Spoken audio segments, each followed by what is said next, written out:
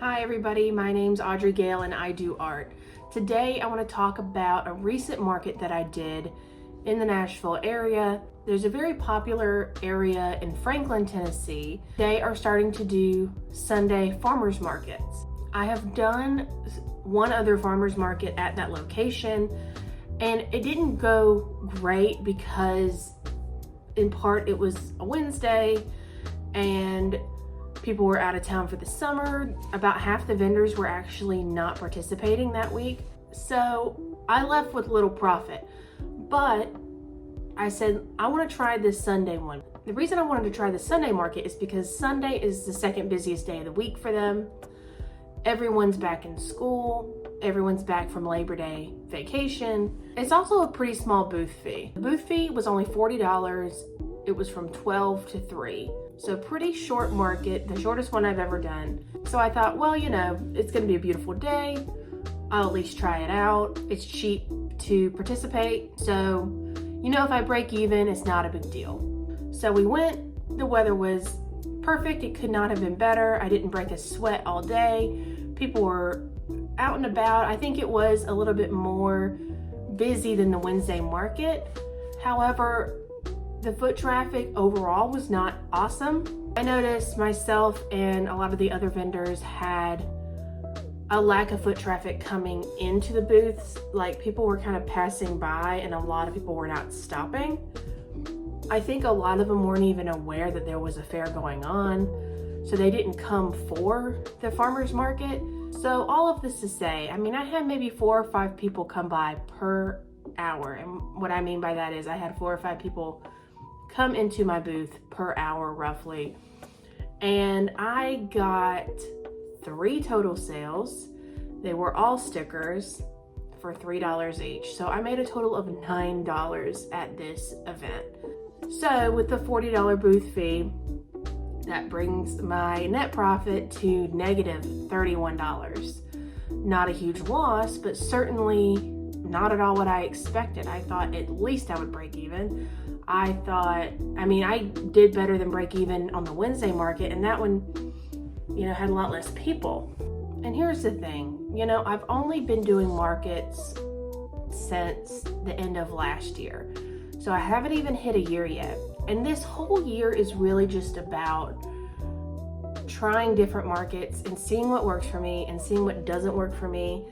I want to see what kind of markets there are in this area, what the vibe is. Do I fit in with this market over another market? I want to see like what amount of money is worth me going or not worth me going. I want to see, you know, is one location better than another location? Is one suburb better than another suburb? So it's a bit of a gamble. That just kind of comes with the territory. But I'm very quickly figuring out that these smaller farmers markets are not for me. Some of these smaller town events are not for me. Honestly, I think going forward in 2025, I'm gonna avoid anything that's not juried and anything that isn't in a big city. I'm gonna try to avoid the suburbs as much as I can unless I know it's a reputable market. And bonus points if you have to pay to get in. If the participants, the visitors of the market have to pay a small fee to even go to the market. These are the events that people who have stuff like me are doing well at. I have been going to markets and doing research on my own and asking the vendors. Like I've been going up to vendors that have work that I like and have work that I think is similar to mine in a way. And I've been asking them like, what markets have you found to be really successful for you? What markets do you keep going back year after year? I've gotten a lot of very concise answers. I've gotten a lot of feedback that has all led to kind of the same conclusion. Nobody's going to the suburbs for their art. People are doing bigger, more expensive, juried events. And yes, while the booth fee is higher, it ends up being worth it in the end, because your specific clientele are the people that are going to these events, the people that are most interested in my work, the people that I find gravitate towards my work are going to these events. So it's worth paying a little bit more and maybe being there more than just an afternoon to sell my work there and see if that works for me. So I'm not gonna say I'm never gonna do a little show again. I think if the opportunity's right and I'm willing to try it, then why not? But I'm definitely done with regularly just, oh, let's see if this works, let's see if that works. Going forward in 2025, I have a small list of some bigger shows that are local and that have proven to be successful for artists like myself. I've just applied yesterday to a bigger show that's gonna be middle of December, and there's an application fee. That's kind of a good sign. The booth fee itself is $300 for 2 days, which is not crazy. It's not crazy considering the foot traffic that it gathers, the notoriety that it has gained over the years, and they just tend to offer and feature artists that are more like myself. So I think I would be a good fit for this particular market. So fingers crossed that I get in. There is gonna come a point that I just kind of have to sit and look and evaluate, you know,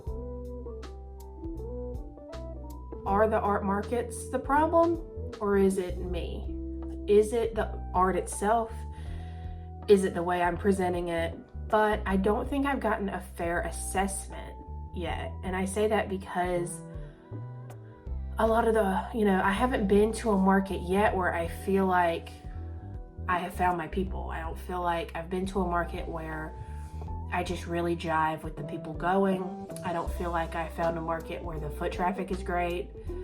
So therefore, I feel like I can't adequately, fairly say like, oh, well, these prints do better than these prints, or, you know, people are interested in X more than they're interested in Y. I've kind of got an idea, and I think that some of that will translate into a bigger show should I get in.